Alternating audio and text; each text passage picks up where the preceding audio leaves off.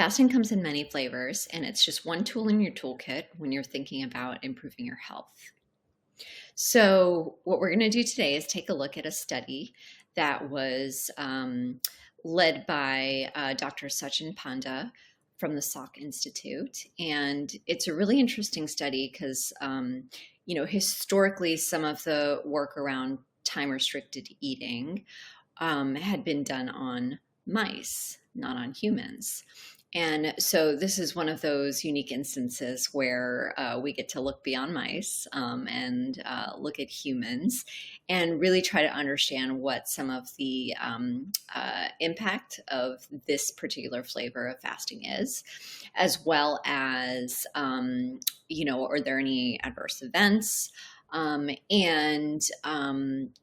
tolerable is it overall, right? Because in the end, it's the things that you can continue doing that are really going to make a difference in your health. So this research in particular is done on firefighters. And more generally, though, they're trying to make an argument for shift workers, which is applicable to a lot of different professions, not just firefighters. So, looking at a lot of the medical professionals out there, whether it's folks that are in residency or folks that are on call. What do they find here? Over a 12-week period, they had folks who were in a standard of care arm, which really primarily just contained some nutritional counseling around the Mediterranean diet, and didn't specify any eating windows for those folks. And then they had a second arm that was focused on time restricted eating. And this was a 10-hour eating window, right? So folks were able to pick any 10 hours that seemed fairly convenient for them to be able to accommodate whatever work stuff they needed, as well as social obligations and other responsibilities. So what do they find? Between the standard of care arm and the time restricted eating arm, they found some improvements in overall lipid profiles and also overall emotional well-being scores. And that's the improvements were seen in the time restricted eating group. They saw some specific improvements in things like A1C or diastolic blood pressure, but that was limited to folks within the time restricted eating arm who were already presenting with some degree of cardiometabolic risk. So they may already have had elevated levels of fasting glucose, or their blood pressure may have already been showing some signs of dysfunction.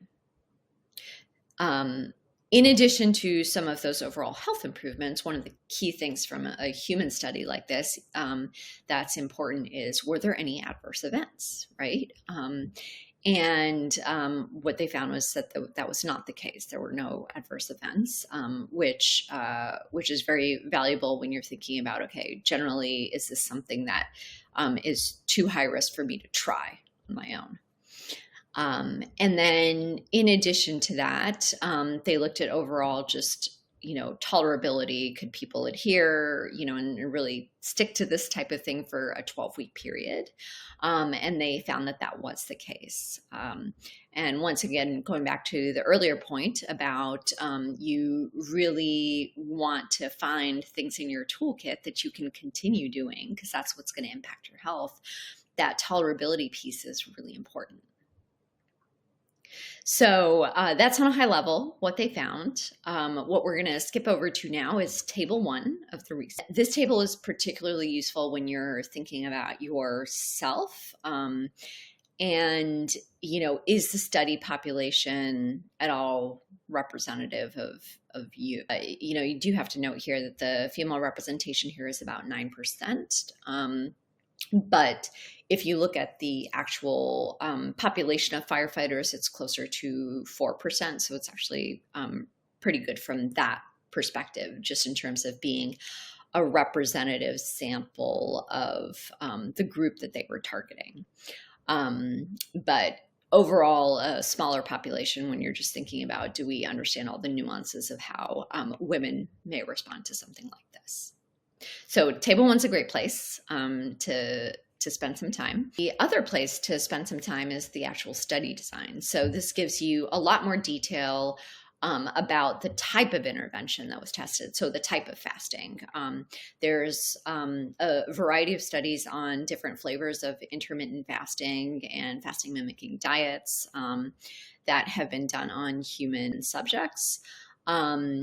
With potentially different target populations, some that focus in on folks with PCOS, others who have diabetes or obesity, and others who are just trained athletes as well. So it's really important to look in at the study design, which will give you some insight into what is the flavor of fasting that they're actually talking about. Is it an early time restricted eating? Is it a later one? Is it a 5-2 diet? Is it a 16-8 window? So that design in particular, that section gives you a deeper understanding of exactly what you're talking about, more so than what the headline could give you.